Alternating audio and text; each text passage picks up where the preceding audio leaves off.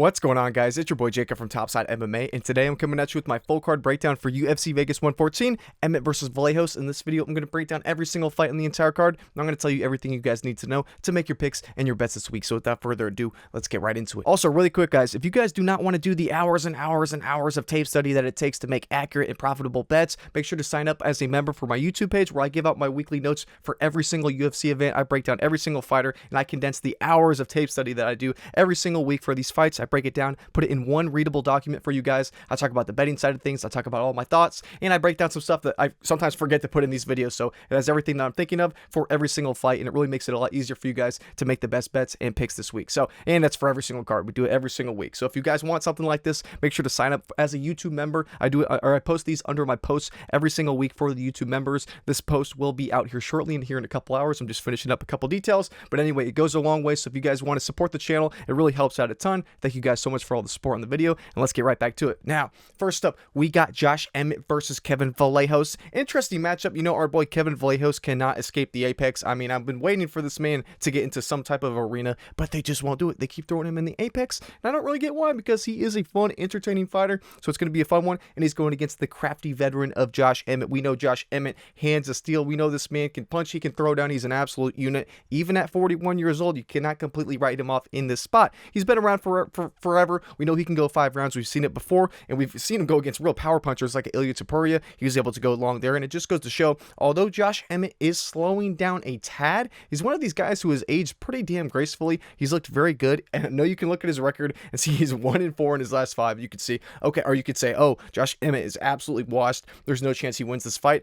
I'm not going to go that far. You know, I am going to go with Kevin Vallejos in this spot. Obviously, this line is extremely wide, but it does make sense in the sense of everything is leaning for Kevin Vallejos. I mean, with Josh Emmett, we know he's 41 years old. The age gaps like this, 41 versus 24 years old, statistically heavily favor the younger fighter like Kevin Vallejos. And although Kevin Vallejos is only 24 years old, the thing I love about him is that his level of experience is actually pretty damn high in terms of his strength of schedule, the guys that he's actually fought. He's fought a decent level of competition at such a young age, so it's not like he's only had one fight in the UFC and they're just throwing him in this main event. He's had 3 fights, but you look at these guys' records, you could see, especially with Kevin Vallejos, we know with Josh Emmett, he's fought the who's who. He's been fighting for years and years, but with the Kevin Vallejos, that's who we need to really kind of put more emphasis on. But you look through the man's record, I mean, Cam Teague, not the best win on a Contender Series. He really didn't shine all that well there. Sung Choi, really not the highest level win either. Danny Silva, though, I do like this win. Danny Silva, this fight did tell me, it showed me a bit of both in terms of the good and the bad. On one hand, you know, we saw Kevin Vallejos kind of struggle with the speed of Danny Silva early on in that fight.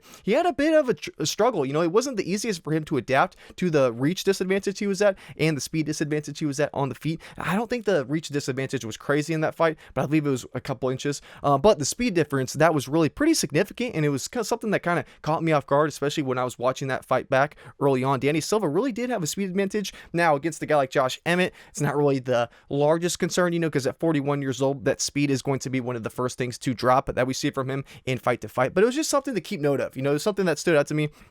And I was extremely confident in Kevin Vallejos in that spot. He definitely just seemed to, I don't want to say drop the ball because he won that fight, but it was a lot closer than I thought it was going to be originally, which was something I wanted to point out to you guys. And then after that, we saw Giga Chikadze. We all saw the awesome spinning back fist that put him out. It was a crazy knockout. Giga's one of those guys, we've never seen him knocked out before in the UFC, or I believe he has never been knocked out in his entire career. So it was pretty crazy to see him go down like that. And he definitely, I mean, it wasn't a bad stoppage. He got put out. It was a bad look. Not the best for our boy Giga. But I will say it was impressive to see from Kevin Vallejos, because that was a spot that I don't want to say I worried about him, because I definitely picked Kevin Vallejos in that spot, but it was just something I had my reservations about it, because we know Giga has these long rangy kicks that he can use to his advantage. A guy like Kevin Vallejos, you know, who's a bit shorter and stockier, he hasn't faced that level of lengthy striker. I mean, Danny Silva, you could argue, is kind of similar to that, but not as experienced. You know, Danny Silva is definitely a lot more green compared to a guy like Giga Chikadze. So seeing him being able to deal with the reach and height disadvantage in that spot was a good sign. Now, does it mean a ton for a matchup like a Josh Emmett? Not necessarily. It's just something I wanted to talk about.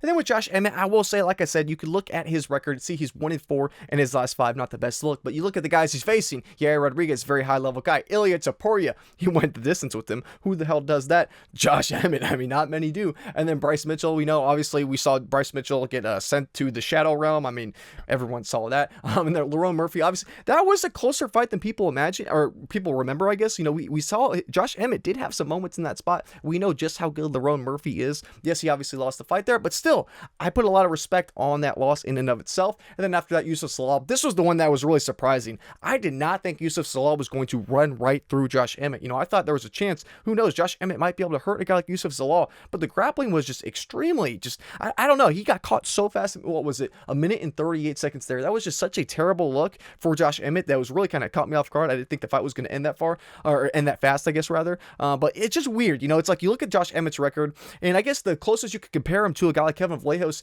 is probably an Ilia Topuria. And I'm not saying Kevin Vallejos is that good, but just in terms of the stylistic matchup, yeah, he's a bit more lengthy and rangy. Bryce Mitchell, more of a pure grappler. Lerone Murphy, he can do it all, so maybe Lerone Murphy's a bit of a closer matchup there, but I think Lerone Murphy is probably more well-rounded at this point in time than a guy like Kevin Vallejos. And Yusuf Salal, he's a bit of a tricky one too, but when I'm breaking this one down, you know, it's hard to really get past the age of Josh Emmett at 41 years old. I mean, there's always that chance he has that one-shot knockout power. We've seen him do it to a guy like Bryce Mitchell. He could do it to a guy like Kevin Vallejos, but that's the thing too. I like Kevin Vallejos because he's extremely well-rounded. We really saw that grappling tested a bit in that Danny Silva fight, which was a good look there, but we know that he's well-rounded everywhere. I mean, we know he can box, we know he can grapple, he can wrestle a bit. He's really shown that he's improved that part of his game. We know that he can go long. His cardio has been pretty damn good so far throughout his short career, and we know he has a damn good chin too. We saw that was the one fight I forgot to talk about before that, the Cam Teague. Obviously he had one in the Dana White Contender Series, but obviously he fought Gene Silva before that. What was it, 2023? He lost in a unanimous decision there. It was a 29-28. It was a very close fight, and I believe he was a big favorite there too, like 200 minus 200 something. Yeah, minus 220 in that spot, as you guys can see there. So it goes to show, I mean, the bookies obviously respected him a lot in that spot, and he looked pretty damn good. And when he took that fight, I mean, he was what, 21 years old in that spot, went to a 29-28 decision against Gene Silva, who's arguably one of the best prospects in the entire division, who's going to probably be fighting for a title here in the next couple years.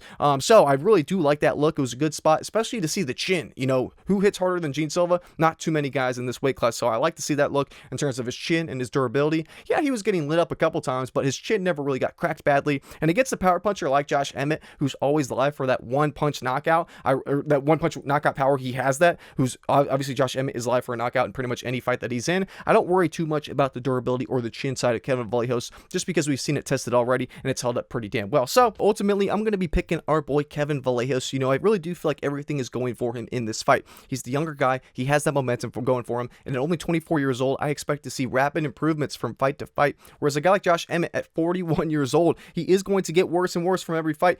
If we haven't seen the decline yet, which you could definitely argue that we have, we're going to start to see it more and more with his more recent fights, the older that he gets. So I feel like I mean, Josh Emmett, he's always live for that one-punch knockout. That's always a possibility. I'm not going to rule that out. But with a guy like Kevin Vallejos, we've seen him really be able to take a punch, especially against the power puncher like a Gene Silva. So after seeing him really go 3 rounds, go to a decision against Gene Silva pretty easily, obviously he dealt with some adversity and he lost that fight, but you get what I'm saying. It's not like he was on the verge of death in that spot. He really didn't get rocked too badly in that spot. I do feel like he can withstand the offensive pressure of a guy like a Josh Emmett, and I feel like he should have enough to get it done on the scorecards. He could finish a guy like Josh Emmett. I honestly could see this fight really going longer. He could really hurt a guy like Josh Emmett, but we saw Josh Emmett go 5 rounds with Ilia Topuria.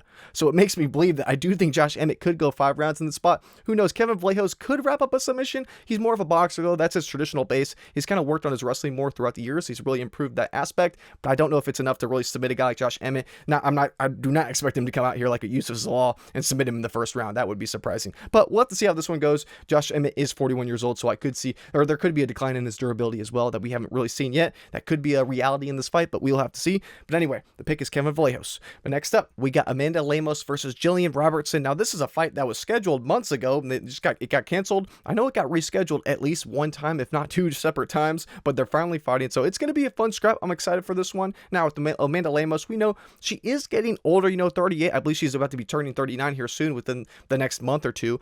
So she is on the back end of her career, so I get why people might be fading her in the spot, and it's a tricky one too, because Amanda Lemos, we've seen her have real holes in her game. We've seen these moments where she's been kind of taken advantage of in the sense of we've seen her grappling exposed in certain fights, but then in other moments, she's really had a lot of success. It kind of depends on her fight. She can be a little bit inconsistent, and it's really because of the level of competition that she is facing. On one hand, you could argue that she's just a bit of an inconsistent fighter, but on the other hand, you could argue, just the level of competition that she's fought throughout the last couple years has been so damn high that, there is going to be that variance just because the level of competition is so good. And we could break down some of her recent fights. I mean, we saw Tatiana Suarez. Yes, she lost the decision here. Tatiana Suarez is one of the best, if not the best wrestlers in the entire division. That's what she was known for before she came into the UFC. That's where her base was built in terms of her foundation for MMA. We saw that was a close fight. Yes, she had ended up losing. She had a close couple submission attempts. She was going for a guillotine later in that fight. She almost wrapped it up. It was pretty tight, and I was scared in that spot because Tatiana Suarez was a big favorite. I had a couple bets on her in there, but it was a sweat. I mean, it was not a easy fight for her, and it goes to show Amanda Lemos is dangerous at any point in this fight. I mean, even if Gillian Robertson is shooting in for takedowns, that guillotine is always live for a girl like Amanda Lemos to wrap it up. But in other times, Verna Jandiroba, yeah, she got submitted there late in that second round. The thing is, Verna Jandiroba is one of the best girls in the entire division. She's absolutely elite, and she's proven it against the best girls on the planet. Is Gillian Robertson quite there yet? You could argue one way or another. I personally don't think she's quite there just yet, but the thing is, at only 30 years old, she hasn't even hit her prime yet. So it's like one of those, it's hard to judge because, like I said, we saw her get submitted against Verna. Is Gillian Robertson that level of a grappler as a Verna? I personally don't think so yet. We saw her beat Mackenzie Dern. We saw that she got a knockdown there. She hurt her, ended up winning a decision there. Mackenzie Dern, the current champion. This goes to show the level of competition is insane. Weili Zhang, she ended up getting hurt in that spot, but she went the full distance there. Brandon Rodriguez, say what you want about that. The Jessica Andrade, this one I get in the back of my mind is like, oh, it's always a terrible look. It was the standing arm triangle choke. It's one of those, like, how the hell did that even happen? Especially against a girl like Jessica Andrade. Of any grappler to do it, Jessica Andrade being the one is a bit crazy. It's one of those where it's like, if we saw that, you'd better believe a girl like Gillian Robertson could submit a girl like Amanda Lemos. And I would agree. I'd say it's perfectly that's a valid kind of guess to have, or a valid 1 + 1 = 2 there. If we saw someone like a Jessica Andrade do it, I believe a girl like Gillian Robertson really could. And that's the thing I do like about Gillian Robertson this week is that, we really have not seen the best of her. She's been in the UFC forever. I mean, you look at her UFC record, 13-6. She's been around forever, and at only 30 years old, she's really getting better and better, and we're going to see the best version of her on this coming Saturday. So if you break down her recent fights, she's had her ups and downs as well. There's certain moments, like the Tabitha Ricci fight wasn't the best look, and this one really wasn't the best look because she was basically a fish out of water when she wasn't able to land the takedowns. And against a girl like Tabitha Ricci, you could argue too, Tabitha Ricci, one of the better girls of the division, she's getting better and better. She's rapidly improving her game. Respectable loss in and of itself. But the thing there that was kind of a concern was the striking. With Gillian Robertson, she could not land those takedowns in that spot, and she really just kind of ran out of answers. She had nothing left to give. It was not a good look there. Same thing with like the JJ Aldrich fight. Lower level girl, a girl like Amanda Lemos would definitely beat a girl like JJ Aldrich back in 2022 too. So it's not like it's not the furthest fight. It's not like we're looking 10 years ago. We're looking 4 years ago. It is something that I am considering in my analysis in this fight. And some of her most recent wins too, they're really not the highest level. Michelle Waterson Gomez, not the highest level. She's older. Luana Pinheiro, not the highest level. She's a bit younger, but she's really just not the most well-rounded. And then Marina Rodriguez, this was her retirement fight. So she is on this little win streak, before that, Polyana Viana, Mrs. Anime, she's really not a high-level fighter. So it's like the level of competition that Gillian Robertson has been facing, this little 4-fight win streak that she's on, is good in of itself, but it's really not something to run home from. And I think Amanda Lemos would beat the same quality of girls. I mean, I would take Amanda Lemos in literally every one of these fights. And we saw Amanda Lemos fight Michelle Waterson Gomez. We saw her fight, was it 2022? Yeah, same year. Or no, it was a little later, 2024 for Gillian Robertson. But anyway, you guys get my point. I really feel like the level of competition isn't the best for Gillian Robertson, whereas Amanda Lemos, she really has gone against the absolute killers of the division. So I do think in this spot, is Amanda Lemos out of it? No. Am I quite picking her to win? I can't quite get there yet. The age factor is a huge factor to consider in this spot. I mean, there's an 8-year age gap between these two girls, and it's almost a 9-year age gap. I mean, Amanda Lemos she's inches away from getting to 39 years old. I mean, her birthday, I believe it's in like May. I looked it up before this. So she's getting very close to 39. So almost a 9-year age gap here. It's extremely significant, especially in terms of the speed and the agility. And she's going to need that against a real kind of hungry grappler and a girl like a Gillian Robertson. So I don't know, it's tough to say because she did have a lot of success literally in 2025 against one of, if not the best wrestlers in the division, in a Tatiana Suarez. But at the same time, every time we see her from now on, it's probably going to be, I don't want to say it's going to get worse and worse to a huge, like a very dramatic extent. Like we're not going to see a huge drop off in her performance. But I do feel like Gillian Robertson probably has enough to get the job done. Am I dying to play Gillian Robertson at -200? Absolutely not. This is one I'd much rather just avoid, step back, because there's always the chance Gillian Robertson, she is she's a tricky grappler in the sense, so she could wrap up a submission. I'm not ruling that out because she does have some decent ground and pound as well. We saw she just got Marina Rodriguez out in that last fight. I'm not doubting her ground and pound abilities. It's just Amanda Lemos is tough as shit. You're going to have to kill her to get her out of there. And as long as she's still in the fight, as long as you haven't finished her, she's definitely live for a potential knockout on the feet, or who knows, she could even jump a Gilly if a girl like Gillian Robertson is shooting a bunch of takedowns. It's going to be a tricky one. So I'm not completely writing off Amanda Lemos, but I guess the pick for now will be a Gillian Robertson. But anyway, next up, we got Ion Cutelaba versus Oumar Sy. This is one I'm really not going to spend too much time talking about because both guys are just extremely unreliable. So this is one I'm not dying to get any action on this fight whatsoever. I'm a hard pass on this one, just because Ion Cutelaba is one of these guys. He's had his ups and downs. You know, he's fought a pretty decent level of competition. He's been in the UFC for a very long time, but he's just extremely unreliable. You don't always know what version of Ion Cutelaba you're going to get. Sometimes he looks great. Sometimes he looks really poor. You know, he's had his moments where he looks like a finishing machine. Then there's other times where he gets finished. It's really just not, he's not a guy that you can have a lot of faith in because he's so damn unpredictable and so unreliable. Same with Oumar Sy. I mean, Oumar Sy, he's only 3-1 in the UFC so far, only a couple fights. And the only person that was really notable, at least at a decent level, top 15-ish level that he's fought was Alonzo Menifield. And that fight is the reason why he is on my ban list. I mean, I cannot play Oumar Sy just because that fight was it wasn't a show of skill like, oh, you know, he was lacking in one area. It was just really, it showed that lack of a dog in the sense of like, he didn't show the will to win. He didn't have that hunger. He kind of just faded throughout that fight mentally. I mean, he really didn't seem like he even wanted to be there. It didn't seem like he was really trying all that much. It was just such a terrible look where it was such a winnable fight too. Like Alonzo Menifield, who I respect that fight. I mean, he's a notable opponent to have, but it's just the way that he kind of gave that fight away was so lackluster and so disappointing from Oumar Sy that I don't have the most amount of faith in him, and that's something he talked about too after that loss. I can pull you guys over. When he had that loss, when was it? It was back in 2025. Okay, damn, it was more recent than I thought. When he had that loss, he talked about it. I remember seeing some interview with either him or his coach, and they were saying like basically the mental side of things that was really stopping him from reaching at least their idea of what his potential could be. And that was a terrible look only a couple months ago, and the only bounce back spot that we've seen from him was a round 1 finish against Brenson Ribeiro. So in my mind, I really don't have enough proof or enough evidence to suggest that Oumar Sy, you know, he just instantly just got that dog in him. You know, less than a year later, he's back. You know, he's instantly a dog now. It's not enough to really show it for me. And this fight too, Brenson Ribeiro, when he took this fight, this was in France. So obviously he had the home crowd going for him. They're all chanted for him, chanting his name. That's definitely a little bit of extra motivation that you might need in a fight. That definitely would not hurt you. So I really don't know where to trust him, and it's not a risk that I am willing to take. But at the same time, you could argue, okay, if you think Oumar Sy is absolute fade, you know, he's an automatic ban list member, take a stab on Ion Cutelaba. You can't do it. Ion Cutelaba is also on the ban list. Not quite as bad. I mean, I'm not saying he's like a permanent ban list or anything like that. Nothing that crazy. It's just he's too damn unreliable to where I have no interest in him whatsoever. I literally put this in my notes because it was something I wanted to talk about. Because he's shit the bed so many times. I put this down in my notes. In his last 8 fights, he has lost as the favorite in 4 of them. Absolutely insane. I mean, Ion Cutelaba is not the most reliable guy. He'll lose as a favorite. He'll win as an underdog. It's just not something I want anything to do with. And now you're pairing him against the guy with Oumar Sy, who's probably the better pure grappler, but I don't trust his heart. I don't know if he can go 3 full rounds. And Ion Cutelaba is one of these guys where, yeah, he's been finished, he's been knocked out, he's been submitted, but you really got to put him out. That's the thing. Ion Cutelaba does have that dog in him. He does have the heart. He does have the will to win. If you were measuring just the heart or the will to win, Ion Cutelaba would be the favorite here.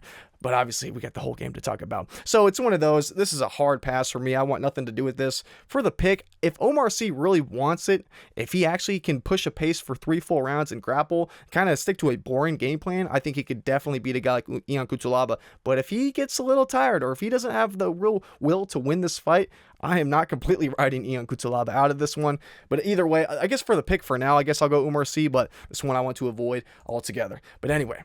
Next up, we got Andre Fili versus Jose Delgado. This is one I'm excited to talk about too. I am pretty damn high on Jose Delgado. You know, I really like Jose Delgado, and although he hasn't proven a ton just yet at the UFC level, he is one of these guys where I feel like his skill cap is extremely high just because the amount of success that he's had at such a young age. At only 27, we've seen so much from him in the sense of the glimpses. You know, he really is a well-rounded, put-together fighter at such a young age. He's at a great gym. I mean, he's around the right people. He's basically doing everything right that he needs for his career, and he already has such a great base in terms of his foundation that I really think the sky's the limit for a guy like Jose Delgado. And you look at his UFC career, it is pretty short. You know, we don't have a ton of sample or fights in terms of the sample size here, because you look at some like the Contender Series guy wasn't that good. Connor Matthews, decent wrestler, and I will say there were moments in this spot where Connor Matthews really did have success with the wrestling, even though it was early finish, didn't even make it 3 minutes.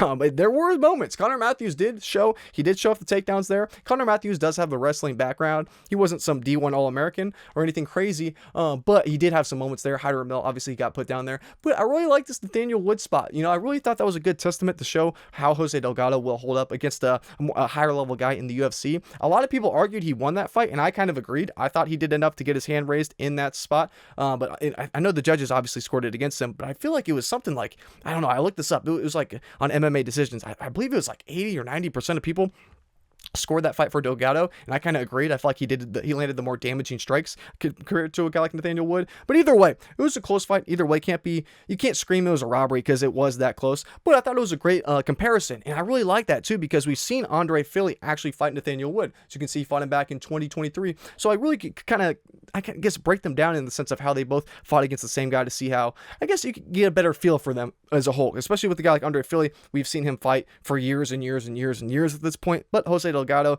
being a bit more green. I really like that these guys both fought the same opponent. Both guys hurt each other. They both had their moments. He was also a lot of head movement.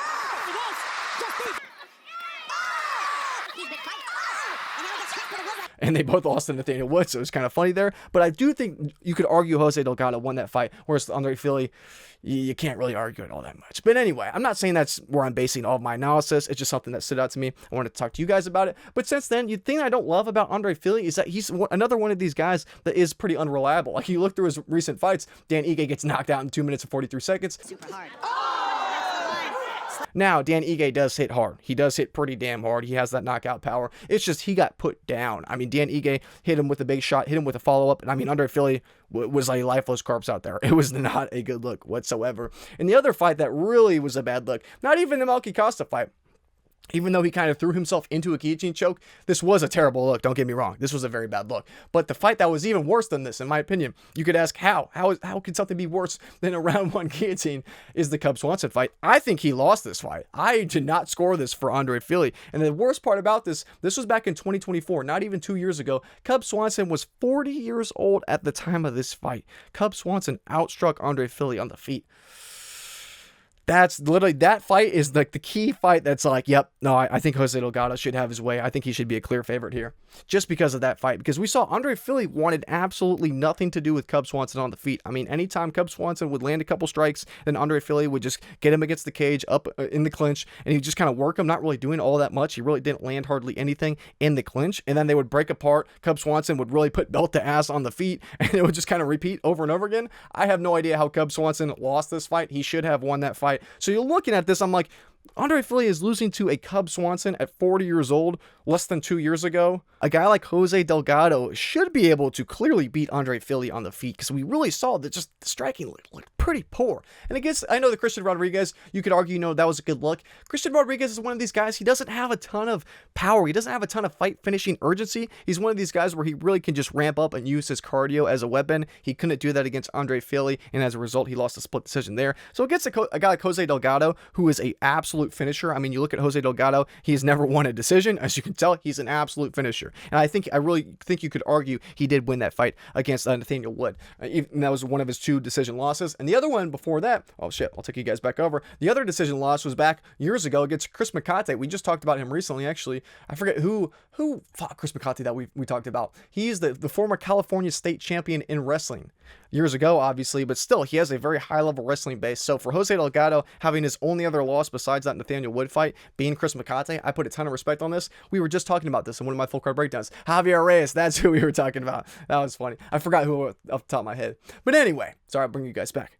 But anyway, in terms of the pick, I really think Jose Delgado has a much higher ceiling here. I mean, I really trust him really pretty much anywhere this fight could go. Andre Fili probably has the best chance in terms of the grappling and the wrestling. We've seen Jose Delgado struggle at moments there, but I'm not anything major to give you any type of major concerns. And on the feet, I do think Jose Delgado probably hits maybe a tad harder than Andre Fili. They both have some pretty good power in their shots, but I do like Jose Delgado's upside ever so slightly there. And in terms of the chin and the durability, I like it for Jose Delgado as well. So I really like Jose Delgado. In terms of the momentum he has too, at 27 years old, he's only going to get better and better. And at 35 years old for Andre Fili, I feel like we've seen the best of Andre Fili. And I love Andre Fili. I'm a fan of both of these guys. I love them both. I wish they could both win, but unfortunately they can't. And I do think Jose Delgado, we're going to see a new version of him on this Saturday that's going to be unlike anything we've seen before. I really I have some good confidence in him. I do think he should get his hand raised. I feel like he could win a decision. He could get a knockout. He could get a submission. He could win this fight any way it goes. So I really like Jose Delgado. Pretty decently confident pick for your boy this week. So anyway, does it for this one. Next up, we got Marwan Rahiki versus Hardwick. I'm excited to talk about this one too. I'm super excited for this fight because I think it's going to be, it might be a little goofy, but it will be a fun fight. I would be very surprised if it was a boring fight. But anyway, we got Marwan Rahiki, extremely young, extremely green, 23 years old from Australia, undefeated fighter. And then we got Hardwick, the former, I don't know if he still has the belt or not, but he was a former Cage Warriors champion. He might be the current, he might have let that belt go. I'm not too sure. But either way, at least he was the former one. Hardwick coming in. We saw him in his UFC debut. He got absolutely mollywopped by Cowboy Fernandez. I mean, that was one of the most brutal beatdowns from leg kicks I've ever seen in my life.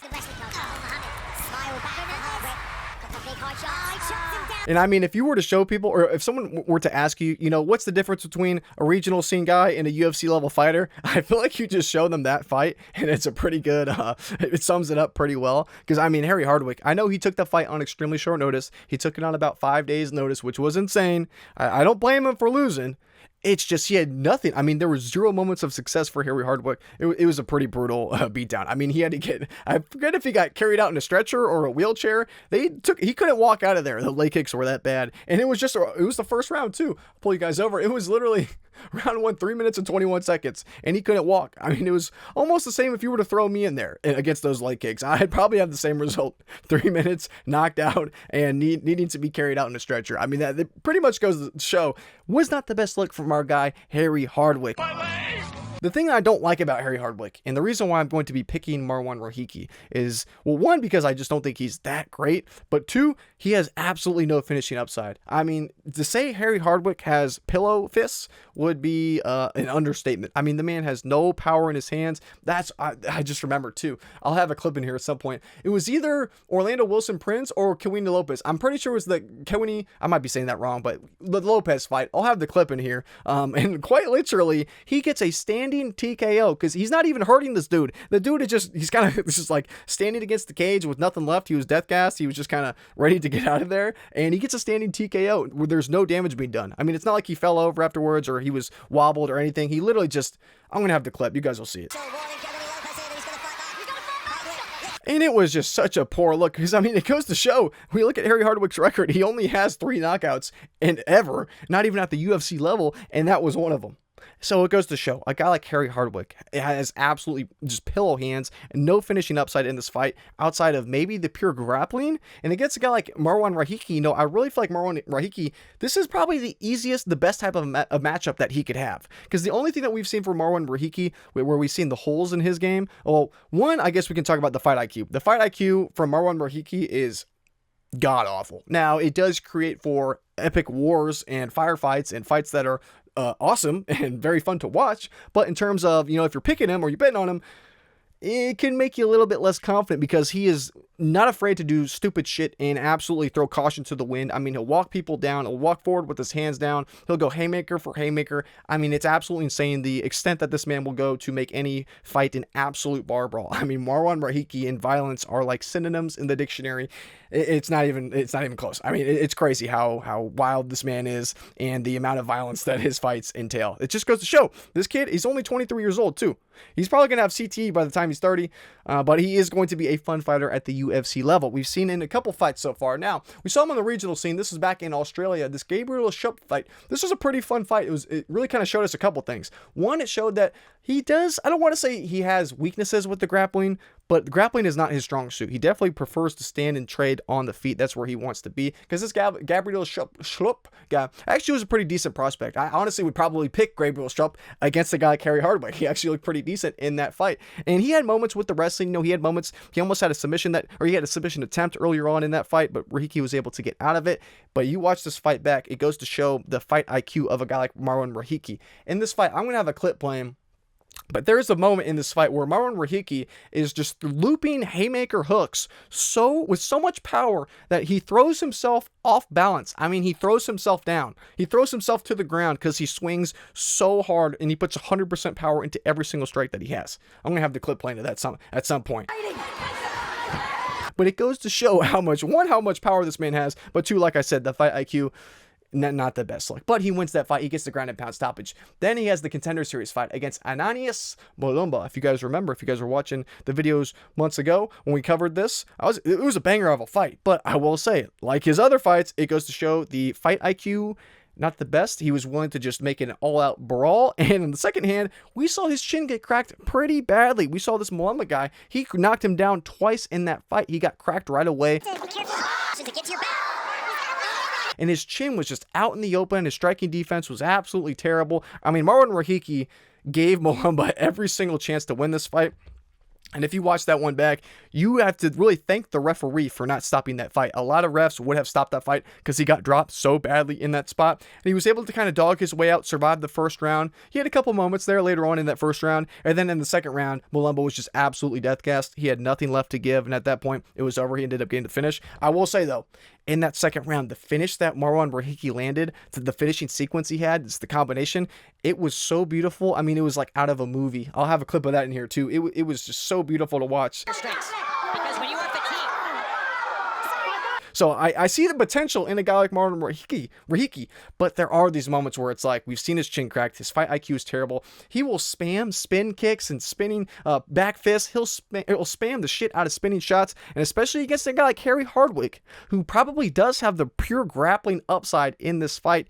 It does concern me. It does concern me quite a bit, because we know Hardwick, he's not going to be the better striker. He's not going to hit 1/10 of as hard as a guy like Marwan Rahiki. Marwan Rahiki is going to be the better striker with a hell of a lot more power. Chin for chin, you could arguably give it to Hardwick. Hardwick, he really hasn't gotten hurt in that many fights ever. I mean, you saw him get knocked out once. That was against Cowboy Fernandez, and that was from leg kicks. Chin for chin, you could give him the advantage there. So the thing with Hardwick too is that although you could give him maybe you could argue possibly a grappling upside for him, just because Marwan Rahiki is so green and so unexperienced. The thing about Hardwick is that he's just he's not very physical. He's not very strong. He can't really, he can't manhandle people. You know what I mean? He really lacks that raw physicality aspect of his game, probably just genetics wise. And it's really kind of hindered his ability in fights. He kind of has to wear guys down a lot of the time. Whereas Marwan Rahiki, he's just so explosive and powerful and strong. I don't know if a guy like Hardwick could have much grappling success against Marwan Rahiki. Rahiki has given up takedowns before, but his get up game is actually pretty decent. And if you're not worried about the cardio here, because that's kind of Hardwick, he'll break guys later on with his cardio. We've seen Marwan Rahiki actually has decent cardio. I'm not worried about his cardio. So in this fight, there is always the chance Marwan Rahiki, extremely green, 23-year-old UFC debut. Could he come out here and do some stupid shit and get grapple fucked for 15 minutes? You're damn right. I mean, that absolutely could happen. He could get caught by some spinning crazy something, or if he goes and tries to do his own spinning kick or spinning something, allowing Hardwick to land an easy takedown, and then he gets choked out. It could happen. I won't be mind blown. But at the same time, if this somehow goes the distance, we're going to have one guy with control time, and we're going to have one guy landing absolute nuclear bombs on his opponent. So if this were to go 15 minutes, I would be damn surprised if Rahiki were to lose, because the only way Hardwick is going to win, besides possibly getting a submission somehow, would be to just grapple fuck him and control him for 15 minutes. Is anyone going to want to see that? We're in the apex. They're not going to score it his way. So I feel like Rahiki, although green and inexperienced and definitely unreliable, got to be the clear pick this week. But anyway, does it for this one. But next up, we got Vitor Petrino versus Steven Asplund. This is a super fun fight I wanted to talk about, because with Vitor Petrino, I know he's a big favorite here. This is a pretty simple breakdown for me. I really don't have a lot to say for this, because I feel like I got a very good read. I feel like I have a great read actually about this fight. I feel like it's going to go one of two ways. Now, it's either going to go one way. Vitor Petrino is going to come out here. He's going to absolutely dominate Steven Asplund in the grappling. He's going to land takedowns and probably choke him out within the first round and a half. That's the first outcome of this fight. Or the second outcome of this fight, Steven Asplund can keep it on the feet, or at least survive the first round and a half. Vitor Petrino will death gas, and he'll probably either win a decision or get a late round 2 or round 3 knockout. That's how I likely see this fight going. I really don't see too many other outcomes for this. It's heavyweight. Anything can happen. Who knows? But really breaking this down stylistically from just trying to look at their past fights and kind of see how I could break this down and see how I think this fight might play out. Those are really the only two options I see. Because with Vitor Petrino, we've seen him at the UFC level for quite a bit, but he is relatively new for the heavyweight division. Now, a couple of his recent fights, we saw Dustin Jacoby got knocked out late in that fight. He was a big favorite. This was down at light heavyweight. Anthony Smith, we saw he got choked out in the first round. This was at light heavyweight. Now, am I taking that away from, or am I just kind of excusing these losses just because it's a different weight class? Absolutely not. Anthony Smith, he threw himself into that. That was a terrible look. Terrible look. Don't get me wrong. And then Dustin Jacoby, he got sloppy later on in that fight, and he got knocked out in the third round. And I'm not basing what I just said about how I think Asplund could get a late knockout in this fight. Really doesn't have a ton to do with that Dustin Jacoby spot, because who knows? That was at light heavyweight. Maybe his chin was different. Maybe his cardio was different. It could be a different situation for him there, cutting weight versus at heavyweight. He doesn't have to. So I'm not putting a ton of weight, because it was a very clean shot that knocked him out too. It wasn't like it was just some pillow fist from Dustin Jacoby. Dustin Jacoby does hit hard, crafty veteran. He has that kickboxing background. So I'm not saying that's a terrible loss to have. I think it's a respectable loss. Austin Lane, not good. Obviously, he got the choke there. That was his heavyweight debut. The fight against Thomas Peterson. This is why I am fading Vitor Petrino. Thomas Peterson, you could argue slept on. Not the best, not the worst. Just a good blue-collar guy, got his way into the UFC. I respect Thomas Peterson. He seems like a cool guy. And, he really is not spectacular, and he's been fighting a decent level of competition. I mean, a guy like Vitor Petrino, not the worst. And the thing is, too, he took that fight. This was in Brazil. The crowd was definitely going against them. It was tough. I mean, imagine just being an average, everyday, blue-collar man, and then you're going flying across to Brazil where you got people screaming, "Oumar Sy," and like, "You will die," or something. Like, that would be pretty tough, especially Thomas Peterson. He hasn't had that many fights. How many fights has he had at the UFC level? What is his current record in the UFC? What is he? 2-3. So he's not the best, not the worst, middle of the pack guy. I'll tell you what, I'm not going to say Vitor Petrino got lucky in this spot, but he got saved in this spot. Because I tell you what, you watch that fight back. Vitor Petrino looks good early on to round 1. Round 2 comes around. I mean, Vitor Petrino was death gassed within the first 2 minutes of the second round. I mean, death gas. I'm going to have clips in here. It was so terrible. I mean, his cardio looked so god awful. It was some of the worst cardio I have ever seen from a guy like Vitor Petrino, who you could see he's not a fat heavyweight. Like, he doesn't look out of shape. He doesn't seem like some fat bum that's going to just death gas right away. He's not, I don't want to disrespect Chris Barnett, but he has a better physique than a guy like Chris Barnett. Shout out to Chris Barnett. But you get what I'm saying. You look at the man, you could argue, or you could see, how the hell is he death gassing in a round? A single round in your death gassed? That was a terrible look. Now, he has all this extra muscle at heavyweight. Maybe that's why he's death gassing. Doesn't really matter to me. All that matters is that he completely death gassed in that spot. By the end of the second round, I mean, he was death gassed. He had absolutely nothing to give. I mean, he was walking away from Peterson with his hands down, turning his back to him. The thing is, though, Thomas Peterson was death gassed. Thomas Peterson was also death gassed. His cardio was a problem. They were both wrestling the entire time. They were exhausted a round and a half into that fight, and it went both ways. Both guys were death gassed, so neither could really take advantage of it. And we saw, obviously, second round ends. They get back to the stools. Third round starts. Boom, he knocks him out in the first 23 or 26 seconds. If that knockout did not happen, this fight could have gone a lot differently. Now, it probably wouldn't have gone that much differently because Thomas Peterson was also death gassed and his cardio was not good. They had pretty equally shitty cardio. But my point about that is, you know who has damn good cardio? He might not look like it, but Steven Asplund has very good cardio. He can last. I mean, this man can box for days. He can keep it on the feet and strike for full 15 minutes with ease. And he has the much better cardio compared to a guy like Vitor Petrino. If you threw Steven Asplund in that third round against Vitor Petrino in Brazil, in that fight where Thomas Peterson was, you just swapped out Thomas Peterson for Steven Asplund. And obviously, like, not Steven Asplund fresh off the couch, but like after 2 full rounds of a fight, he would have knocked out Vitor Petrino, and I could almost guarantee it. Because Vitor Petrino had nothing left. So against a guy like Steven Asplund has the cardio to where as long as he can survive, I think he can knock out Vitor Petrino after a round and a half, because Vitor Petrino's cardio was so bad. I really think Steven Asplund can. And the reason why I'm so damn confident in Steven Asplund is because we've seen that cardio tested. It's looked damn good. We saw in his last fight against Sean Sharaf, I don't know off the top of my head how many significant strikes this man threw out. It was over 100. I mean, the amount of volume he threw out in only not even 2 full rounds was absolutely it was madness. And it goes to show he can keep that pace, and he was not even tired. He could keep that pace for a whole nother round with ease. And I think if Vitor Petrino cannot land takedowns here, he's going to be in trouble. The thing is, though, I do have concerns for Steven Asplund because although I think his hands are actually pretty decent and I love his cardio and I love his chin too, I don't think Vitor Petrino is going to chin him. The thing that worries me a ton about Steven Asplund is his grappling. I picked Sean Sharaf, I believe. I know I had a bet on Sean Sharaf, but I don't know if I picked him. But either I was leaning towards Sean Sharaf because I worried about Steven Asplund's grappling. And that was the only reason I picked him, because I knew cardio-wise, we knew a guy like Asplund was going to have much better cardio. If you death guess against Asplund, he's probably going to finish you. But I thought, maybe Sean Sharaf, he could land takedowns, maybe submit a guy like Steven Asplund. Obviously, it didn't go that way, but that was my concern for Asplund. It's a live concern because the last time we saw him lose, Denzel Freeman, we saw Josh Hokett just run right through him.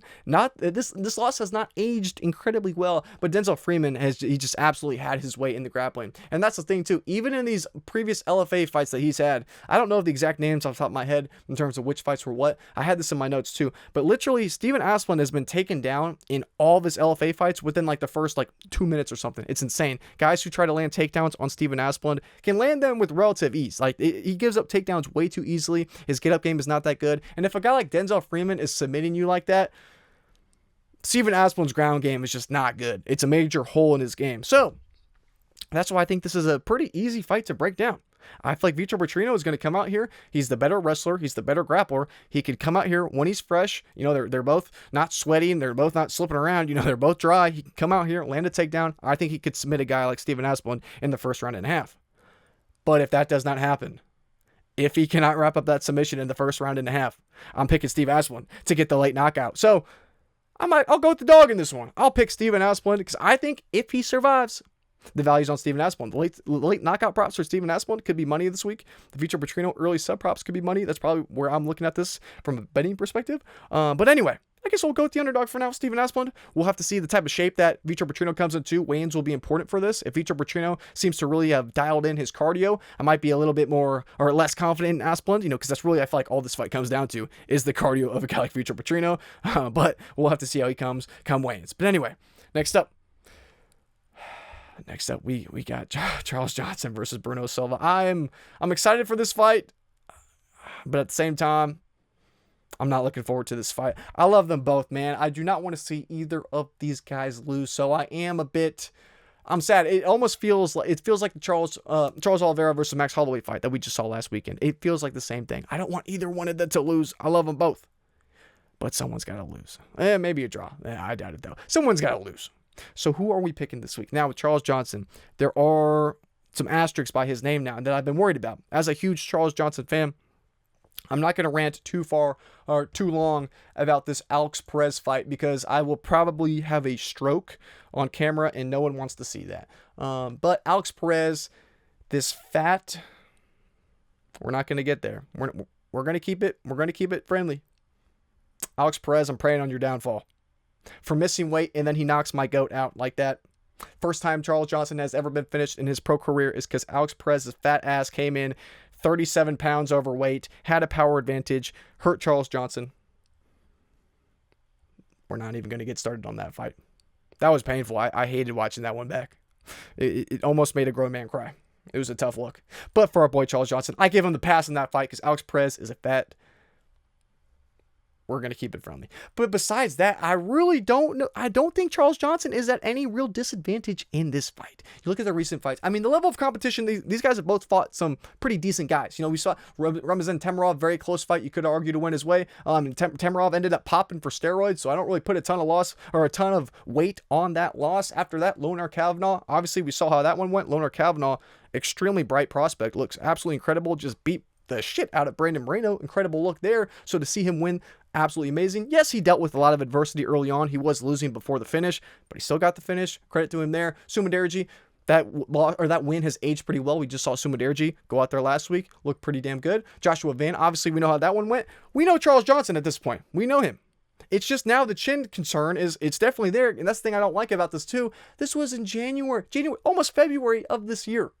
He suffered a very bad knockout loss. Charles Johnson did. It was a bad look. I mean, after the fight got called off, he went to go try and shoot a takedown on Alex Perez because he thought the fight was still on. You don't love to see that. That's not a good look. His chin got cracked very, very badly in that spot. And he hasn't taken that much time off between that fight to this fight. It's only been, I don't know, a month or two. You don't love to see that after a bad knockout loss. So I do have a lot of concerns for Charles Johnson, who's been one of these guys who's notoriously extremely durable, especially now because he's fighting a power puncher like a Bruno Silva. Now, Bruno Silva, it's not like he's just knocking people out clean and he just has like a million knockouts, but he has a lot of knockout power. Even as his record shows, only 6 of his 15 wins are by knockout. He has more power than that suggests, though. Because I put this in my notes. He has some record at this level. I want to talk about Bruno Silva. He's tied for 3rd for most knockdowns in UFC history. So it goes to show the man has a lot of power in his hands. Although the record, the 6 knockouts, might not make you feel that way, he's tied for 3rd for most knockdowns for a reason. So, seeing Charles Johnson come back after this short of a layoff, that's what I was trying to say earlier, this short of a layoff between that last knockout, that last fight in here, I do have a lot of concerns for Charles Johnson. It's normally, if that fight didn't happen, Charles Johnson would be a clear pick for me because I'm like, okay, Charles Johnson is extremely durable. He should be the faster striker on the feet. He should be able to maintain his distance pretty well against a guy like Bruno Silva. He has a 5-inch reach advantage in the spot on the feet. Should be very competitive. Bruno Silva, he does have some offensive wrestling, and he's a damn good grappler, but his ability to take it to the ground, I'm not extremely sold on. I don't think it's going to be a huge problem for a guy like Charles Johnson. So if we take that fight out of the picture, the Alex Perez one, Charles Johnson would have been the clear pick for me. I do think he has every way to win this fight. But now the chin's a concern. And the thing with Bruno Silva, the chin's also a concern for him. We've seen him cracked and dropped multiple times. It's not been a good look. You look at the knockdown ratio for both of these guys too now, 4-3 for Charles Johnson, 7-5 for Bruno Silva. 2 of those for Charles Johnson came in that last Alex Perez fight. And the thing with Bruno Silva, a lot of those knockdowns have been against higher level guys, so it's not like a bad look. It's just, I got durability concerns for both of them now, whereas with Charles Johnson before the last Alex Perez fight, I didn't have those. So the pick's still going to be Charles Johnson, I guess. I'm not writing Bruno Silva off, though. I guess we can talk about a couple Bruno Silva recent fights, too, because I love Bruno Silva, and I don't like betting against him. In fact, Bruno Silva has been one of my top dogs. Last year, I think Hyung Sung Park, we broke this fight down last year. I think this was my biggest prop bet that I hit on this channel that I gave up for you guys. It was like a plus 1,400 submission prop for Hyung Sung Park, or for Bruno Silva to submit Hyung Sung Park. We cashed that one. So I think Bruno Silva has earned me my highest submission prop, or just prop bet win for the channel since I started making videos. So I do have a sweet special spot for Bruno Silva in my heart. I don't want to bet against him. But at the same time, in terms of the pick, though, this is probably one I'll avoid altogether in terms of the bets. But in terms of the pick, I guess we'll go with our boy. Go with our boy Charles Johnson, but I don't want to see either guy lose. But anyway, next up we got Brad Tavares versus Eryk Anders. This is one this is going to be extremely short breakdown. We got Over the Hill Unk versus Over the Hill Unk. They both have durability concerns. We've both seen them come off knockout losses. They've both just seemed to deteriorate and look a lot worse from fight to fight. I cannot give you an intelligent breakdown for this. This is one I have not even done the tape on it because I've seen these guys in their last couple fights just off mental memory of what I remember. It's all been pretty terrible. Not something I'm dying to pick, or even I'm not going near this in terms of money. But in terms of the pick, we got washed versus washed. Who will win? We can break these fights. I mean, we can give this a couple seconds here of analysis if you guys want. It's not going to be pretty. Robert Brischek, I forget who he lost to, where he looked terrible in his first UFC run. I'm blanking off the top of my head. Who was it? William Gummies? Eeyore Petrino.